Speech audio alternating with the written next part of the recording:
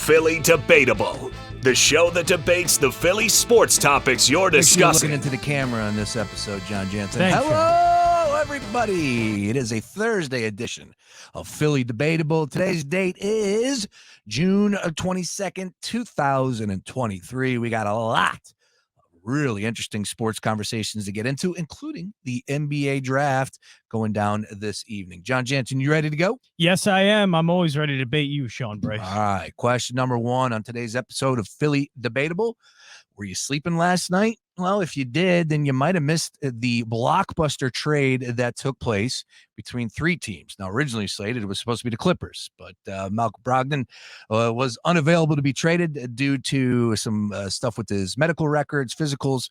So they needed to find a new partner to do the do-si-do with, and Memphis Grizzlies, come on down.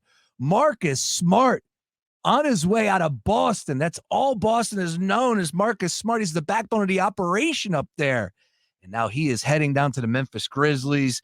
In exchange, Porzingis. Let's go ahead and get this exactly right, because we did, as I said, have a few moving parts here as far as last night's trade was concerned. But Boston gets Porzingis and 2 first-round picks, including tonight's number 25 overall. Washington Wizards, of course, Porzingis was out.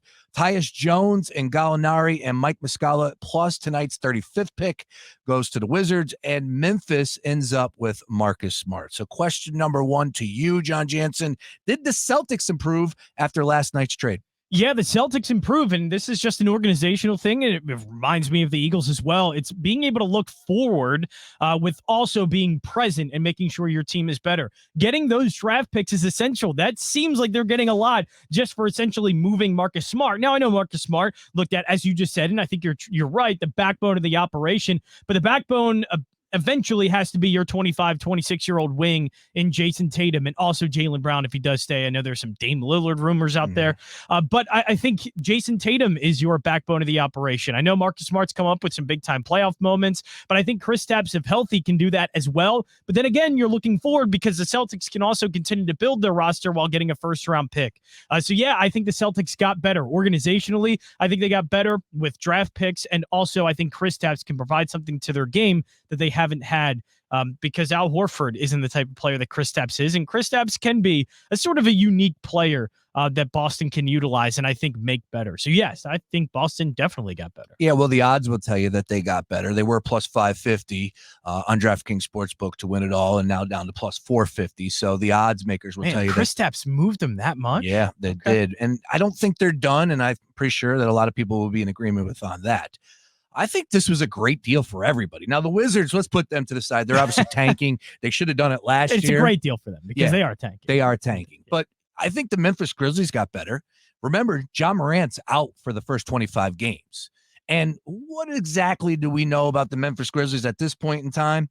They need somebody in there that can provide a little real toughness, not fake toughness, real toughness. And that's what Marcus Smart is. I know a lot of people don't like him here in Philadelphia, but bottom line, I'd love to have that guy on my team. And I think he, like I said, fills in that nice role, that nice spot, of course, with John Morant, who will be out for the first 25 games for Memphis. But to the Boston Celtics, did they improve?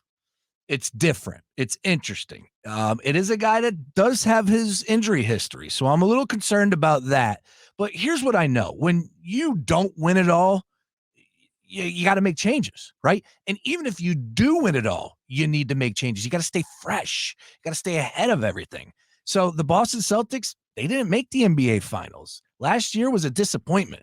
They needed to do something different. I know they didn't want to move off of Marcus Smart, but you had to do what you got to do. And you get a big man in there like Porzingis who can fill it up from the outside, plays really good D, coming off a career year, if I'm not mistaken, last year with the Washington Wizards, one of his best in his career.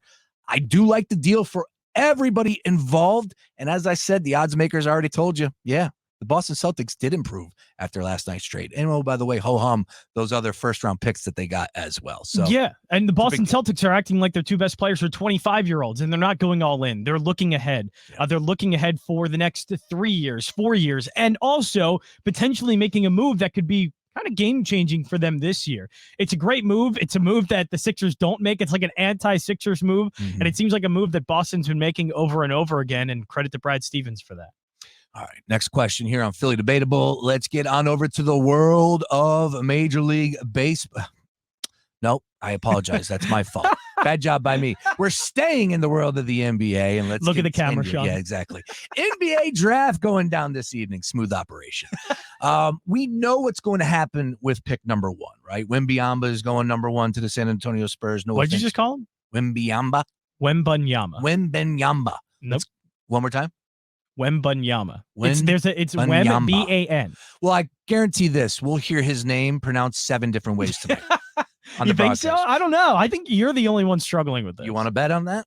I think I could bet on that. Okay. We'll have to put I've been known to be a betting man, John Brace. All right. Well, let's talk about tonight's NBA draft from picks 2 and 3 perspective. And Scoot Henderson and Brandon Miller. Those are your 2 players that will be going either 2 or 3 at this point in time. We'll see if trades go down. But where we're at right now, I'm pretty sure that's how it's going to play out. Who will go where? I think Brandon Miller does end up with the Charlotte Hornets. But here's the question for Philly Debatable. Who will have a better career in the NBA? And I'll take this one first. For me, Scoot's incredible. Like, I automatically go to the ceiling, right? And here's the ceiling for both players. For Scoot, Russell Westbrook. For Brandon Miller, Kevin Durant. Unbelievable players in both, right? So if you get both of those guys maxed out, who's the better player? Of course, Kevin Durant. I know it's not as easy as putting it out there like that, but that's where my mind goes, number 1. From what we know about Brandon Miller, let's just start with him. Guy can attack, get to the rim when he wants. One of the better spot-up shooters in college basketball last year. Downtown, lethal. There's nothing not to like about Brandon Miller's game. I'm not saying there is something that you shouldn't like about Scoot, but how do you look at Brandon Miller and say, yeah, I'll go with the other guy? Sorry, I am going to take Brandon Miller with this conversation. Scoot's incredible. As I said, I think he looks like Russell Westbrook. I got to get to the rim when he wants. Shoots okay. I think he can improve from downtown. The talent he was going up against as far as the G League is concerned, there's a lot to like about both players. I just think better NBA career. I'll take Brandon Miller. You?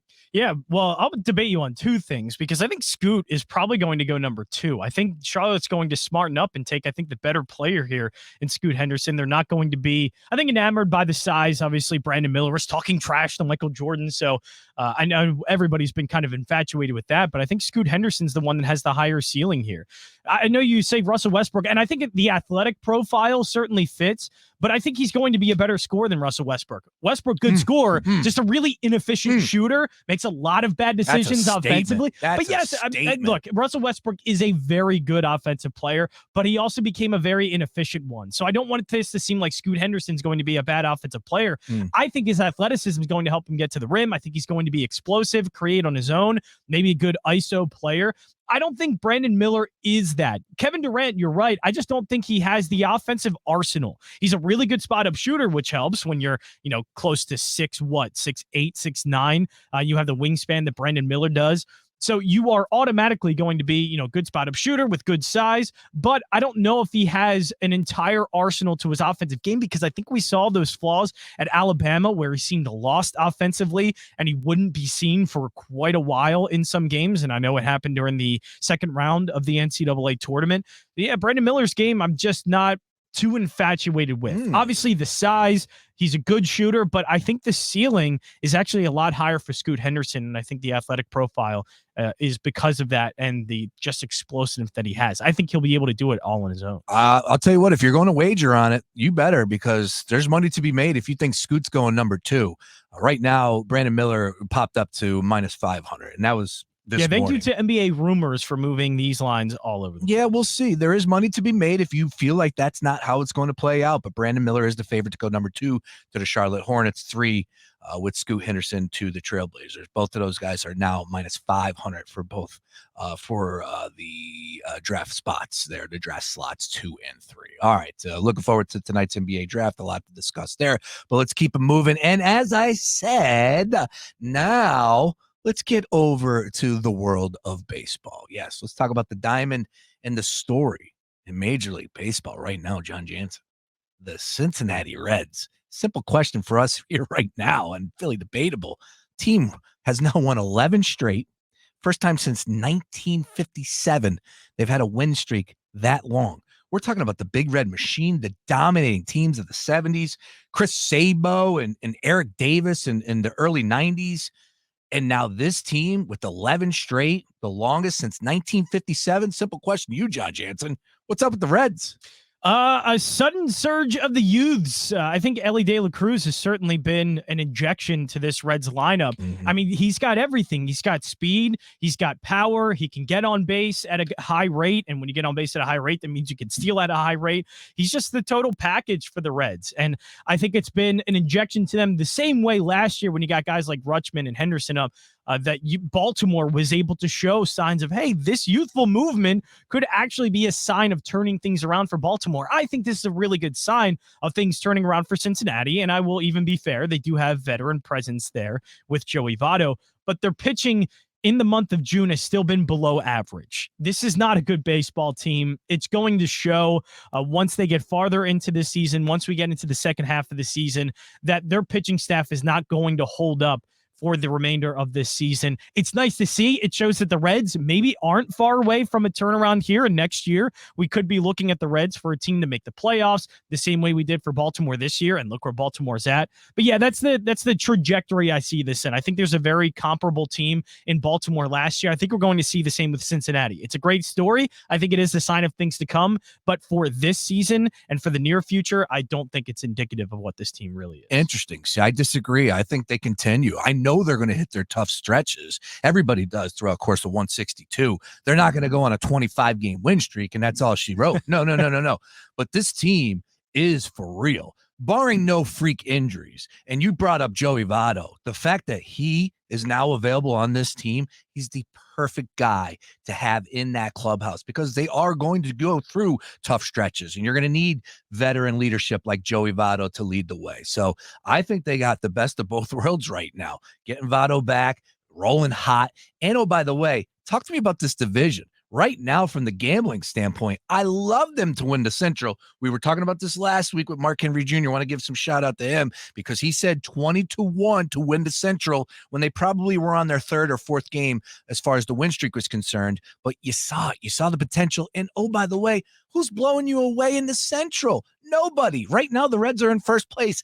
I would be surprised if there's anybody that will make it interesting. How about that? That's where I stand in this Central right now in middle of June.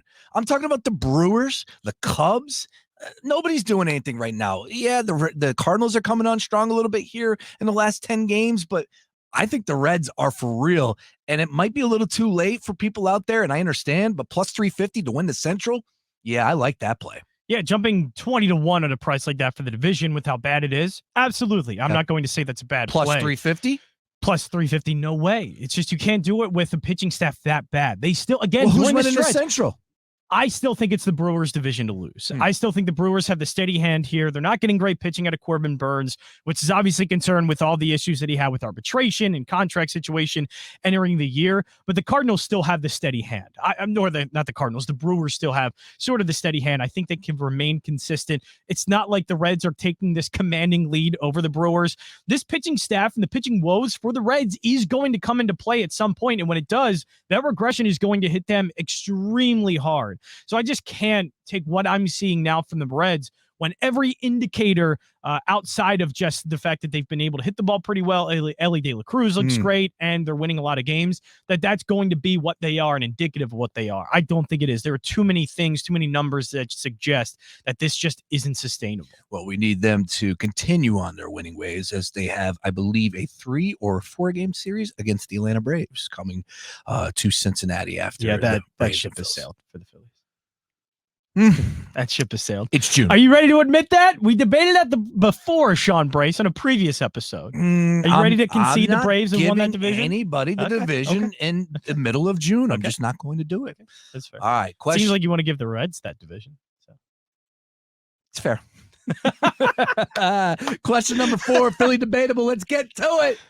Jose Martinez is goal. What? In the 90th minute, as the Union were trailing by a score of 2-1, sloppy game, ugly game, out of nowhere, El Brujo, which is, I believe, The Wizard? I believe that's what it stands for. Is it the Wizard? Yes.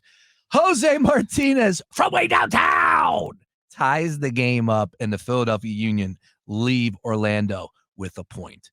Jon Jansen, Jose Martinez's goal. Your thoughts? We've been waiting for this moment, Sean Brace, for so long. This is the 95th shot outside of the box that Martinez has taken in his career. Facts? And he hit it. Yes, that is a fact. Somebody put out the shot chart. That was like his 95th or 96th shot. I think it was his 96th one that he finally hit. And there were 95 before that he whiffed on. We've been seeing him getting closer and closer, though. But it's just to hit that particular one. This wasn't like it was set up on a tee. This ball was bouncing. This was off of a bounce. And he hits a wicked shot, which moves down, up, to the right, and away from the goalkeeper. It was amazing. And it makes me ask the question, this might actually be, and I think it is, the best shot, the best goal we've ever seen from a Union player. I know we have a lot of Glesnes Rockets that we've seen before against LAFC, and Atlanta's the one I actually think is his best one because it hit the crossbar multiple times, which is absurd when you think about it. But this one from Martinez, the way it moved, how it came up on him, how he approached it, it was remarkable. It's the best goal I think I've ever seen from a Union player. Yeah, there's been a few in my mind. Ilsinho had one or two off the top of my head. There was the Red Bulls playoff game. Now his are different. His are all finesse. Glesnes, of course, what you just brought up, the one against LAFC in primetime, his first one, which was just ridiculous. Now, if we're talking about for a contextual one, the Red Bulls one was really good in the playoffs. But I think you have to give the nod to Jose Martinez because it was in the 90th minute, as you laid out. We've seen this time and time again, and he doesn't convert. And we're all right with being aggressive at that point in time as the game was dying down. It was coming to an end. So Jose Martinez got a shot off, and next thing you know, it finds the back of the net. And as I said, the Union left with a point, which is just incredible. To me, it's the goal of the year for the MLS. I don't know if we'll see a better one, but we still got plenty of action coming our way over the summer, so we'll see how on that one. Sports Center top 10, a little disappointed. Thought it would be number 3. Instead, it was 4 last night. How was that not number 1? Yeah, it should have been. There was some pretty good catches out there. That's fine, but I get the catches. But the degree of difficulty on this shot, Sean, this wasn't like he had a bunch of room and he teed it up. He had all the time in the world and struck it. No. This was a bouncing ball that was trying to get cleared by Orlando. And all of a sudden, Martinez, like a rocket, shoots up into this ball, puts one that, again, goes down, bends up to the right, away from the goalkeeper and in. It is one of the most incredible shots in the MLS all year. I think it wins goal of the year. And again, it's the best in the Union. That has to be number 1. The degree of difficulty on that was pretty high. Jose Martinez, always delivering for the Philadelphia Union. All right, let's keep. Well, next up for the Philadelphia Union, they got Inter Miami on Saturday night. Messi won't be in attendance, I don't believe, but the game is being played up in Chester. Take a nice vacation up to Philadelphia. Stranger things have happened. All right, Him and Kevin Durant can hang out in the press box. On Messi being in attendance, traveling with the team, because if Messi's going to travel, it's just a whole nother security precautions and all that whole nother world.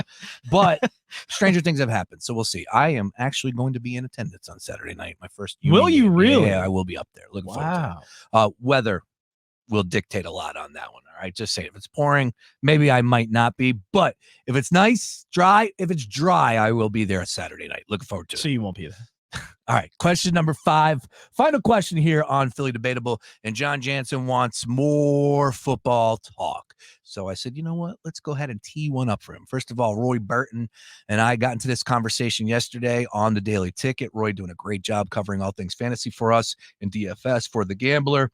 But to you, Jon Jansen, this question, somewhat a similar question I asked him. Josh Jacobs or Saquon Barkley for this upcoming season, fantasy football numbers only, who will have the better year in your mind? Yeah, 2 guys that have been really hard to figure out. And I think Josh Jacobs more of just the workload, because when he has gotten the workload, he's been one of the most productive backs, but he sometimes doesn't get that. And we've been trying to predict now for, it seems like a couple of years, that there's going to be a running back behind him that starts really eating at his workload. So Josh Jacobs is just all about that, but Saquon just provides so much versatility. That's the one thing you don't have to worry about with him. You don't have to worry about workload, how many carries he's going to get, how many receptions or targets he's going to get. He's always going to have those type of targets that are going to come his way. So I think Saquon Barkley is the one. Yeah, I think he's better for fantasy football because he gets so much. Now, the thing is with Saquon, can he just stay healthy? Correct. And I think that's always the question. But in terms of how many touches he's going to get, he will be on the field. He will get his touches. That's no issue. So I would say Saquon because of that. And I think Saquon, when he does get those carries, that he is productive with them. It's interesting because both guys are frustrated right now with their contract situation. So I think those come into play, or that comes into play when we're having this conversation. I fully expect both guys to be ready to go. I think Saquon might have a little bit better of an attitude. We'll see. I think he'll be paid a little bit more money as well, higher pick. But better player. He is a better player, but let's not, sleep on Josh Jacobs. Player? No, I don't want to. You're right. I don't want to sleep. You can't sleep on Josh Jacobs. He's the real deal, and that's why I'm backing him here. I don't think last year was a fluke. I think it's the real deal, and Josh Jacobs is going to deliver. Again, if both these guys are healthy, I think Jacobs out of the backfield is a better option as far as yards, rushing, and receiving, if I'm honest with you. Barkley's incredible. I love Saquon, but you know what Saquon has that I don't like? Daniel Jones is the quarterback. I get it. It's not the perfect situation in Oakland with everything that they're dealing with down there, the head coach and the franchise itself. But bottom line is Daniel Jones isn't a guy that you have to worry about throwing the football down the field. So that is going to hurt Saquon Barkley when it comes to production. Did it last year? Not so much. Will it be this year? I believe so. So for this upcoming season, I'll take Josh Jacobs over Saquon Barkley. Yeah. Jacobs has a quarterback also very known to stretch the field in Jimmy Garoppolo, right? Like I said, both guys are in an intriguing situation, but if you made me make a decision right now, I'm backing Josh Jacobs. I liked a lot of what I saw last year. Hopefully they can get that contract situation taken care of because both those guys deserve to get paid. All right, finally here on Philly Debatable, as always, we end with 30 seconds, and what's ever on our mind, we can get it off our chest. Go ahead, Jon Jansen, you start. I've been wanting to get this one off my chest for a while. What movie irked you? What movie irked you? No, not movies. Oh, no, we can talk about The Flash later. But bullpen decisions and blaming managers for bullpen decisions. It is some of the most boring conversation in the world. And if a guy is not available, doesn't matter how many days off, doesn't matter why they're not available. Yes, you are not in that locker room. You don't know why they're not available, what's going on with their arm, why they could potentially be unavailable. If they're not available, they're not available. And Jose Alvarado was not available for a game. Craig Kimbrell wasn't available. You do not know why. It's not your reason to speculate, and speculating is boring, and having that conversation about a bullpen is boring. Can we please stop the bullpen talk and trying to dissect every little move of a game? Well, it's not my turn to interject here, but I will anyways. Ranger Suarez pitched too good of a game for the bullpen to come in and do that. So when that is how it played out, of course, we're going to ask questions. I'm all right with that. It's game number what out of a how long They season? had the day off the night before. If a guy's not available, a guy's not available. Why isn't he available? Because Jose Alvarado was just on the IL like a week and a half ago. So you just want to do that again? No. You want to overextend a guy that you already have pitched too much. The Phillies bullpen has been overworked this season. I want to get that win for Ranger Suarez and his team. That's great. You can get the win when you get into the playoffs, and it's more important. Not June 20th when you're trying to get a win against the Braves in a division race that you have no chance of winning. Well, maybe he should have just stayed in the game because that works at the collegiate level. You got guys throwing 156 pitches. Suarez, he couldn't have stayed in there for another 30? Why not? And put more stress on his arm. That was a He's already joke. pitched so many innings over That the was last a joke. 3 years. It was just a shame that they ended up losing that game. All right. And by the way, those guys that they threw in there, Vasquez and Hoffman, they've been pitching pretty well. It's just that they ran into the best lineup in baseball right now with an OPS of over 900 in the month of June. Understood. 30 seconds over to me. It's funny. Everyone told me Bradley Beal was terrible. Everybody told me CP3 is a joke. All these free agents, just stay away from them. You don't need them. And then yet you get teams that go out and make these moves for these players, putting Chris Paul to the side, but Bradley Beal, and all of a sudden the odds shift in their favor, and they're a better team because of it.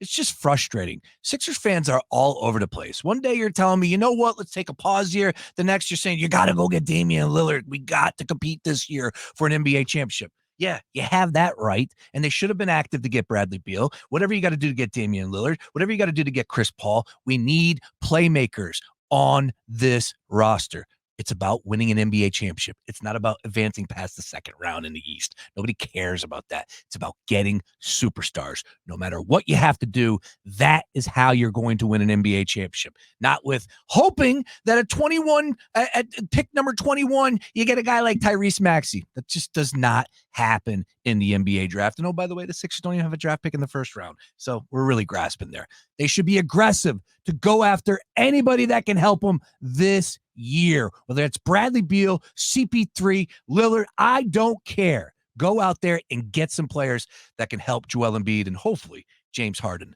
as well. All right, that will do it for us today here on Philly Debatable. Always fun to debate the topics, of course, the Philadelphia sports topics that you're discussing with Jon Jansen.